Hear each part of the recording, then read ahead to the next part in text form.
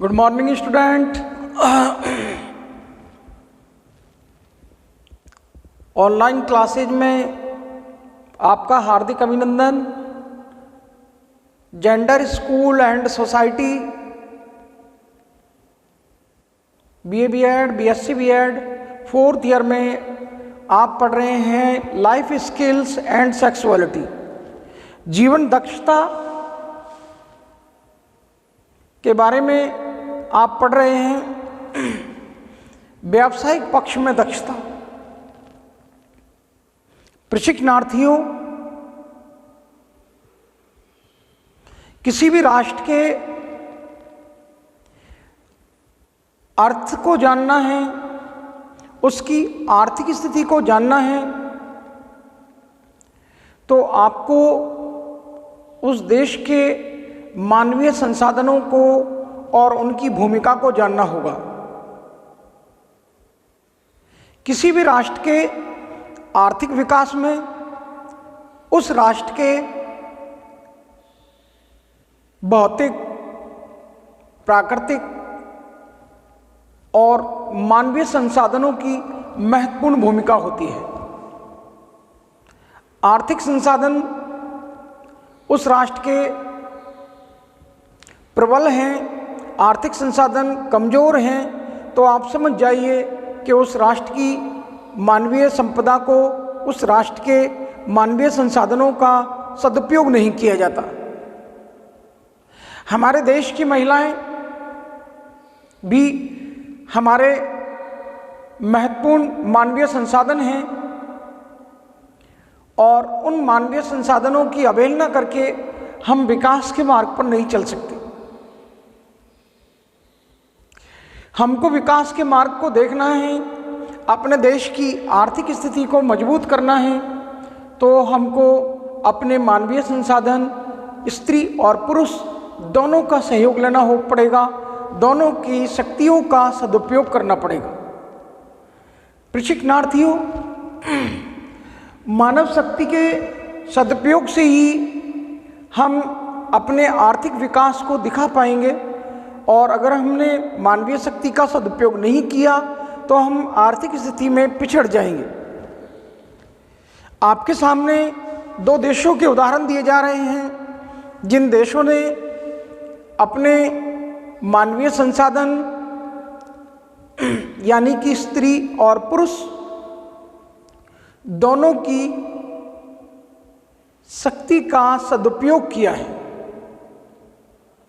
Japan और चीन ऐसे उदाहरण हैं जहां मानवीय संसाधनों का सदुपयोग करके अपने देश को आर्थिक विकास के मार्ग पर लाकर खड़ा कर दिया है। उन राष्ट्रों की, दोनों देशों की आर्थिक स्थिति काफ़ी मजबूत है और उसको मजबूती प्रदान की है उस देश के मानवीय संसाधनों ने, उस देश की मानवीय शक्ति ने, जिसमें स्त्री और पुरुष की समान भागीदारी थी। इस कारण से वो राष्ट्र अपनी आर्थिक स्थिति को मजबूत कर पाए। प्रशिक्षणार्थियों, अगर हमको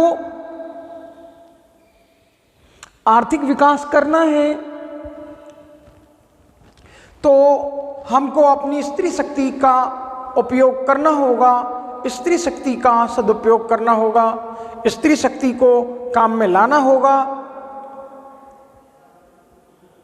जब तक हम स्त्री की शक्ति का उपभोग नहीं कर पाएंगे, अकेले पुरुषों के द्वारा राष्ट्र का विकास करना मुश्किल ही नहीं, नामुमकिन है। आपको उदाहरण के लिए दो देशों को उदाहरण दिया गया है।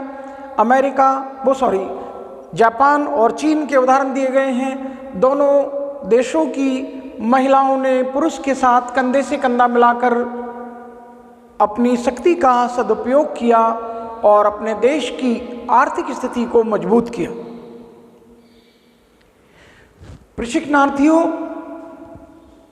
घर हो या बाहर, उन महिलाओं को समय, अवसर और स्वतंत्रता प्रदान की जाए। निश्चित रूप से देश की आर्थिक स्थिति मजबूत हो जाएगी। सेंटेंस पुनः सुन लीजिए। ना उनको घर में स्वतंत्रता है जिससे वो अपने घरेलू कार्यों को, घरेलू व्यवसाय को कर सके, ना उनको बाहर स्वतंत्रता है जिससे वो अपने बाहर के व्यवसाय को, अपने स्वयं के निजी व्यवसाय को अंजाम दे सकें, ना उनको मौका दिया जाता है, उनको अवसर भी नहीं दिए जाते। अगर उनको उचित अवसर दिया जाए, समय दिया जाए और आज़ादी, स्वतंत्रता प्रदान की जाए तो निश्चित रूप से वो अपनी आर्थिक स्थिति को तो मजबूत करेंगी ही, उससे समाज की आर्थिक स्थिति मजबूत होगी और देश की आर्थिक स्थिति भी मजबूत होगी। प्रशिक्षणार्थियों, जब जब महिलाओं को मौके मिले हैं उन्होंने अपनी शक्ति का सदुपयोग करके दुनिया को दिखा दिया है। वो मौके चाहे संघीय सरकारों के द्वारा दिए गए हों, वो मौके राज्य सेवाओं में उनकी भागीदारी के हों। एग्जाम्पल के लिए आपको ढेर सारे उदाहरण मिल जाएंगे जिन महिलाओं को मौका दिया गया, उन्होंने उस मौके का लाभ उठाया, अपनी क्षमताओं को, अपनी योग्यताओं को, अपनी प्रतिभाओं को प्रदर्शित किया।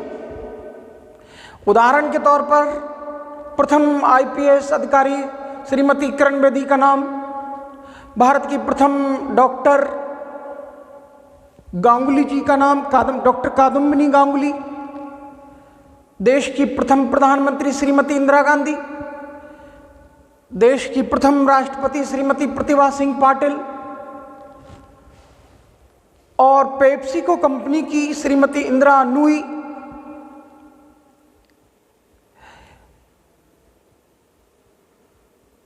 वैज्ञानिक क्षेत्र में कल्पना चावला,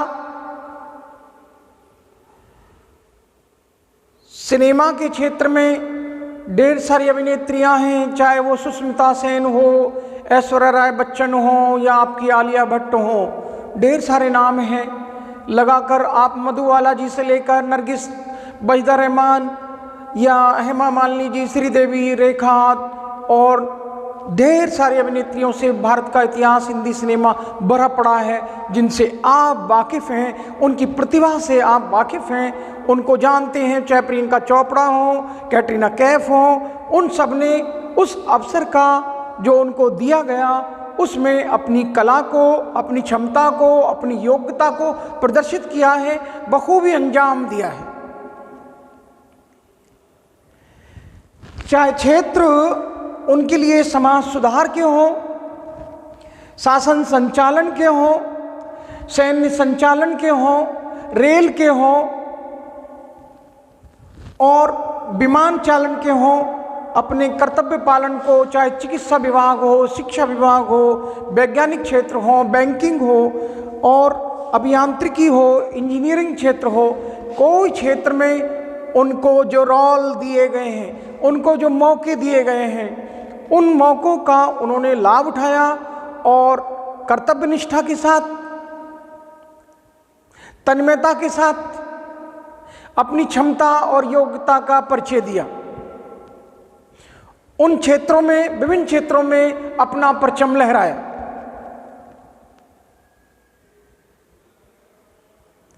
प्रशिक्षणार्थियों, महिलाएं पुरुषों से ना मानसिक, ना शारीरिक, ना वैचारिक, ना निर्णय, ना योग्यता में पुरुषों से किसी भी क्षेत्र में वो कम नहीं है। बात है सिर्फ उनको मौका देने की, उनको वक्त दिया जाए, मौका दिया जाए। निश्चित रूप से वो पुरुषों के समान ही हैं। शारीरिक क्षमता में उनको माना जाता है कि महिलाएं कोमलांगी होती हैं, महिलाएं कोमल अंगों वाली हैं, मानसिक रूप से माना जाता है कि वो पुरुषों के मुकाबले में मानसिक रूप से पिछड़ी हुई हैं। धार्मिक शास्त्रों में भी महिलाओं का जिक्र आया है कि महिलाएं पुरुषों से कम अक्ल की होती हैं। कोई भी इनको लालच में, कोई भी इनको झांसे में, कोई भी इनको अपनी बातों में बहला लेता है, फुसला लेता है। तो ऐसा मानते हैं, ऐसे पूर्वाग्रह हैं कि महिलाएं पुरुषों के मुकाबले में मानसिक रूप से पिछड़ी हुई हैं या उनकी मानसिक योग्यता पुरुषों के समकक्ष नहीं है। लेकिन ये बात तार्किक नहीं, सभी जगह ये तर्क सम्मत नहीं है, क्योंकि महिलाएं पुरुषों से आगे निकलकर, जैसा कि मैं आपको फील्ड गिना चुका हूं, श्रीमती किरण बेदी का नाम, डॉक्टर कादम्बिनी का नाम, श्रीमती प्रतिभा पाटिल का नाम, इंदिरा नूई का नाम, श्रीमती इंदिरा गांधी का नाम, ये नाम आपको जो गिनाए गए हैं, उन नामों को देख लीजिए, उनके कारनामों को देख लीजिए, उनकी कार्यशैली को देख लीजिए, उनके कार्य करने के तरीके देख लीजिए, उनकी प्रतिभा का, उन्होंने अपनी प्रतिभा का लोहा दुनिया से मनवाया है या नहीं, ये देखने की बात है। वो उनको जो मौका दिया गया, जिस फील्ड में उनको उतारा गया, तो उन्होंने उस फील्ड में जाकर अपनी प्रतिभा का परचम लहराया है, अपनी प्रतिभा का लोहा मनवाया है, अपनी क्षमता और योग्यता को दुनिया को बतलाया है। प्रशिक्षणार्थियों, यहां बात है कि महिलाओं के लिए अवसर दिया जाए, उनको स्वतंत्रता प्रदान की जाए। आप देखते हैं, ना उनको घर में स्वतंत्रता है, ना उनको बाहर स्वतंत्रता प्रदान की जाती है, और उनको मौका नहीं दिए जाने से, और वक्त नहीं दिए जाने से, और स्वतंत्रता नहीं दिए जाने से वो पिछड़ जाते हैं। प्रशिक्षणार्थियों, महिलाओं के इस पिछड़ेपन को दूर करने के लिए उनको अवसर प्रदान करने की, उनको आज़ादी प्रदान करने की बात कही गई है। उनको आज़ादी मिले तो सही, उनको ये मौका मिले तो सही, फिर वो भी अपनी क्षमता योग्यता का परचम लहराएंगी। जैसा कि मैं अभी जिक्र कर रहा था कि ना पुरुषों के मुकाबले में महिलाएं मानसिक रूप से, शारीरिक रूप से, वैचारिक रूप से, निर्णय क्षमता में या निर्णय संबंधी योग्यताओं में पुरुषों से कम नहीं हैं। चाहे कार्य समाज सुधार के हों, शासन संचालन के हों, सैन्य व्यवस्था को लेकर हों, रेल चालन को लेकर हों, विमान चालन को लेकर हों, वो कर्तव्य पालन बड़ी तन्मयता के साथ करती हैं।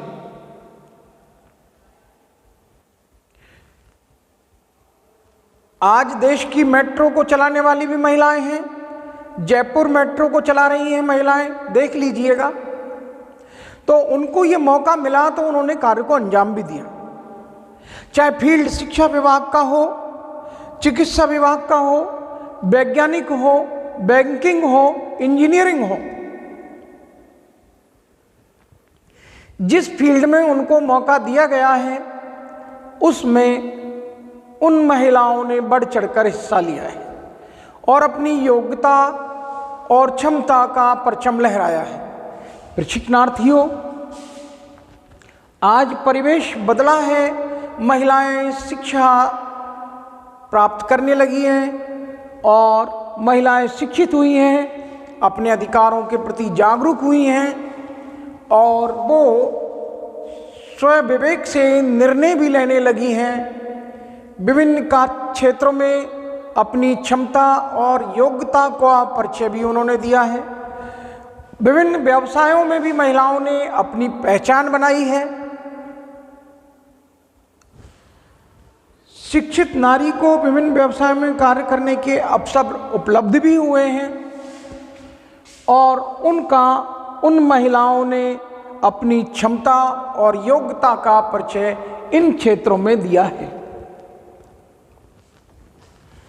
परिवेश बदला, महिलाएं शिक्षित हुई, अपने अधिकारों के प्रति जागरूक हुई, विभिन्न व्यवसायों को अपनाया और विभिन्न व्यवसायों में अपनी क्षमता और अपनी योग्यता को सिद्ध करके दिखाया। प्रशिक्षणार्थियों वो घरेलू व्यवसाय के साथ साथ अब स्वयं का व्यवसाय भी करने लगे हैं। व्यावसायिक विषयों के चयन की उनको स्वतंत्रता प्रदान की जाने की आवश्यकता है। महिलाओं को व्यावसायिक पक्ष में दक्ष करने के लिए व्यावसायिक पक्ष में दक्षता, महिलाओं को व्यावसायिक पक्ष में दक्षता प्रदान करने के लिए महिलाओं को विभिन्न विषयों के चयन की स्वतंत्रता मिलनी चाहिए। वो जिस व्यवसाय को चुनना चाहती हैं उनके लिए ये स्वतंत्रता मिलनी चाहिए कि वो अपने विषय का चयन करने में उनको आज़ादी मिल जाए, वो स्वयं का निर्णय लेने में सक्षम हैं। अब उनकी पसंद का, उनकी योग्यता के अनुसार, उनकी क्षमता के अनुसार उनको ये आज़ादी भी प्रदान की जाए कि वो अपने विषय का, व्यावसायिक विषय का चयन कर लें। व्यावसायिक निर्देशन और परामर्श, महिलाओं को व्यावसायिक पक्ष में दक्ष करने के लिए आवश्यकता है उनको निर्देशन की और परामर्श की, डायरेक्शन और परामर्श। महिलाओं को निर्देशन भी मिले और महिलाओं को परामर्श भी मिले। उनको निर्देशन और परामर्श से ये लाभ होगा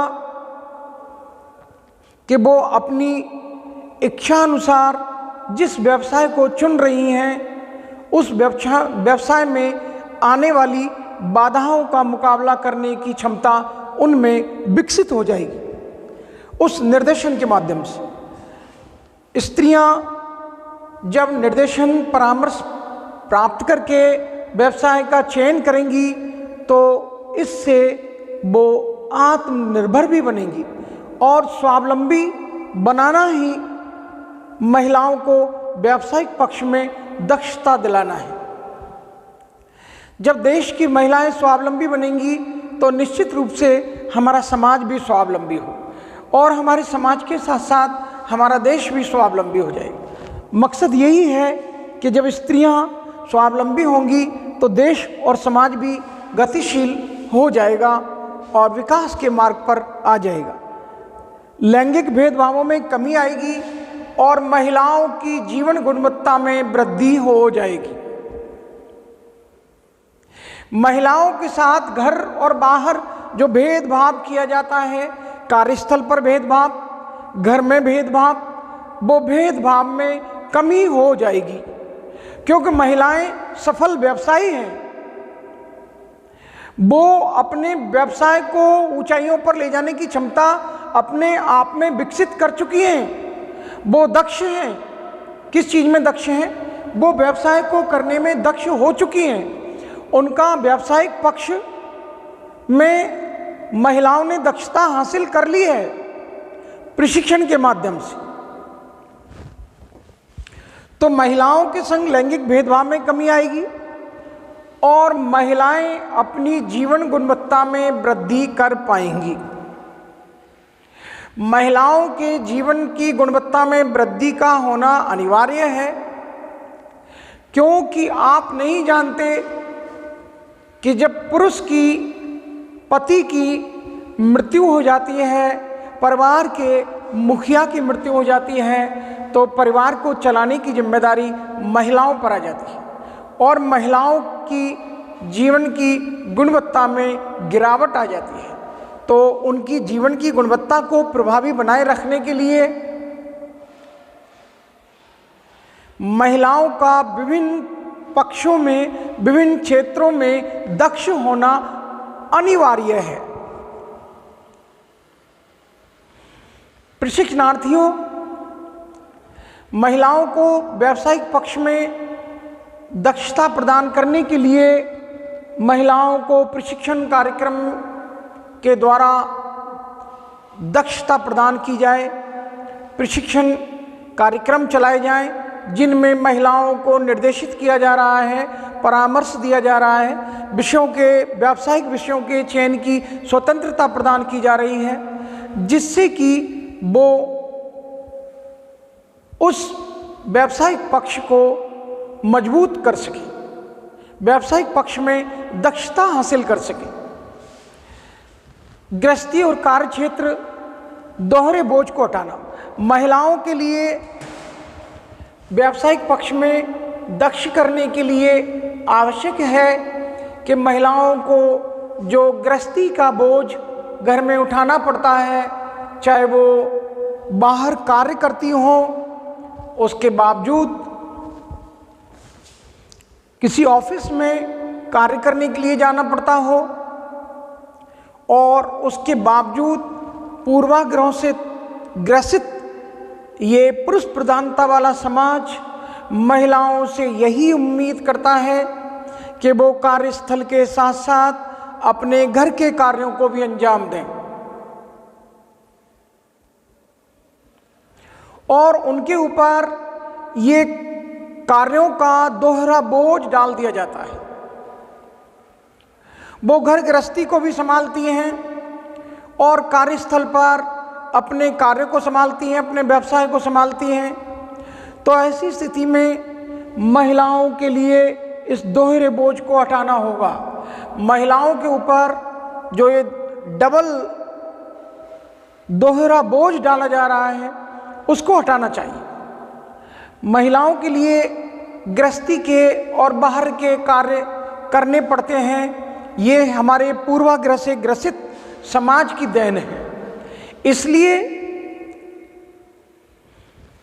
आपको महिलाओं को उनके व्यावसायिक पक्ष को, उनके कार्यक्षेत्र को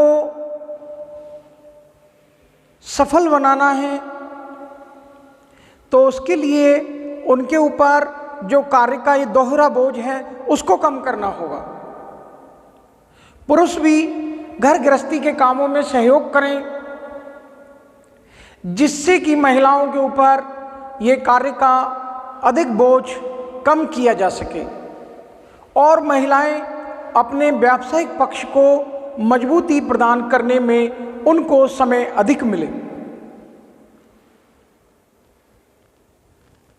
उनके समय में कटौती हो जाती है जब वो घर गृहस्थी के काम भी संभालती हैं और अपने कार्यक्षेत्र के कार्यों को भी संभालती हैं। तो ऐसी स्थिति में परिवारजनों का ये नैतिक दायित्व बनता है कि वो महिलाओं के साथ साथ उनके अपने पुरुषों के द्वारा भी ये घर गृहस्थी के कार्यों को अंजाम दिया जाना चाहिए।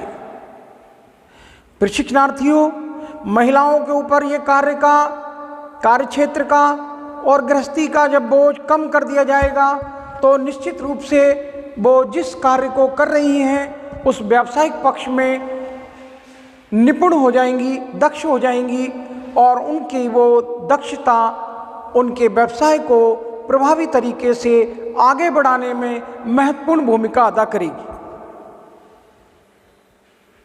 प्रशिक्षणार्थियों, स्वयं सहायता समूह और कुटीर उद्योगों के लिए प्रोत्साहन मिलना चाहिए। महिलाओं को व्यावसायिक पक्ष में दक्षता प्रदान करने के लिए एक आवश्यक सुझाव ये भी है कि महिलाओं के जो स्वयं सहायता बचत समूह हैं और कुटीर उद्योग हैं उनको अधिक से अधिक प्रोत्साहित किया जाना चाहिए, जिससे कि अधिक से अधिक मात्रा में महिलाओं की निजी उद्योगों को, घरेलू उद्योग धंधों को करने में रुचि जागरूक हो। महिलाओं की संख्या को बढ़ाया जा सके। मकसद है पुरुषों के समान महिलाओं की भागीदारी व्यावसायिक क्षेत्र में होनी चाहिए। इसलिए निजी और घरेलू उद्योगों में महिलाओं की भागीदारी को बढ़ाना होगा। जब महिलाओं की भागीदारी अधिक से अधिक मात्रा में महिलाएं भाग लेंगी तो निश्चित रूप से जो पीछे रह गई हैं वो महिलाएं भी उन महिलाओं के साथ आ जाएंगी जो समाज में पिछड़ गई हैं, जो व्यावसायिक क्षेत्र में पिछड़ी हुई हैं। उन महिलाओं को भागीदारी देने से अन्य महिलाओं को प्रोत्साहन मिलेगा, प्रेरणा मिलेगी और वो भी उन महिलाओं को देखते हुए, प्रेरणा लेते हुए वो भी अपने व्यवसाय को अंजाम देना शुरू कर देंगी, अपने व्यवसाय को सफलता के लिए चलाने के लिए निकल पड़ेंगी। मकसद है पुरुषों के समान महिलाओं को व्यावसायिक क्षेत्रों में भागीदारी प्रदान की जाए। इसलिए चाहे निजी क्षेत्र हो या घरेलू उद्योग धंधे हो या कुटीर उद्योग हो, इनको सरकार के द्वारा और निजी संस्थाओं के द्वारा प्रोत्साहन मिलना चाहिए और तो और महिलाओं की इन उद्योग धंधों में अधिक से अधिक भागीदारी होनी चाहिए। प्रशिक्षणार्थियों, महिलाओं को स्वायत्तता प्रदान करने की आवश्यकता है। जैसा कि मैं आपसे पहले भी कह चुका हूं कि महिलाओं को घर और बाहर ना वक्त दिया जाता है, ना मौका दिया जाता है, ना आज़ादी दी जाती है। प्रशिक्षणार्थियों, बात है महिलाओं को स्वायत्तता प्रदान करने की। महिलाओं को स्वायत्तता प्रदान की जाए और उनको अवसर दिया जाए, उनको वक्त दिया जाए, चाहे उनके उद्योग निजी हों या घरेलू हों या कुटीर उद्योग हों या स्वयं का कोई व्यवसाय हो, उन सब में उनकी भागीदारी को बढ़ाने के लिए उनको मौका दिए जाने की आवश्यकता है और स्वायत्तता प्रदान किए जाने की।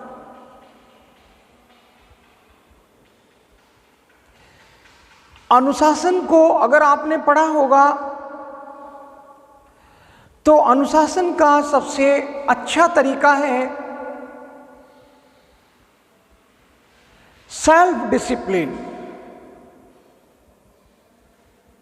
स्व अनुशासन। प्रशिक्षणार्थियों, सेल्फ डिसिप्लिन, स्व अनुशासन को अनुशासन का सर्वश्रेष्ठ तरीका बताया गया है।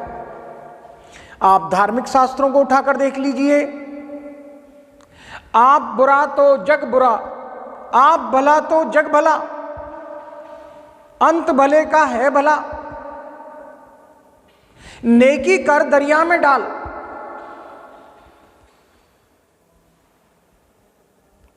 गांधी जी के, महात्मा गांधी के किसी अंग्रेज ने एक गाल पर तमाचा मारा, आपने दूसरा गाल भी कर दिया तो अंग्रेज ऑफिसर शर्मिंदा हो गया।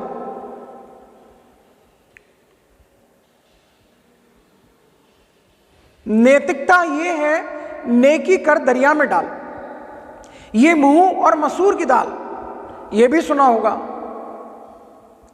ये मैं इसलिए बोल रहा हूं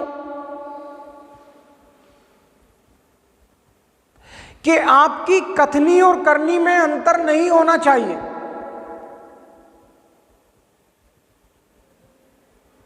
अगर आपकी कथनी और करनी में अंतर है तो आप अनुशासनहीनता कर रहे हो, और आपकी कथनी करनी में अंतर नहीं है तो आप वही पंक्तियां दोहराओगे कि रघुकुल रीत सदा चली आई, प्राण जाए पर बचन न जाए।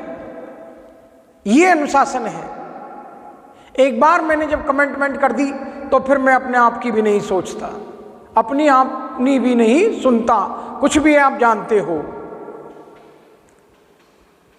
फिर मैं अपने आप की भी नहीं सुनता, जो भी है। तो ये स्व अनुशासन, तो स्वायत्तता यही है आजादी आपको दूसरों के साथ व्यवहार कैसा करना है, कैसा नहीं करना है, ये आजादी से मिलता है।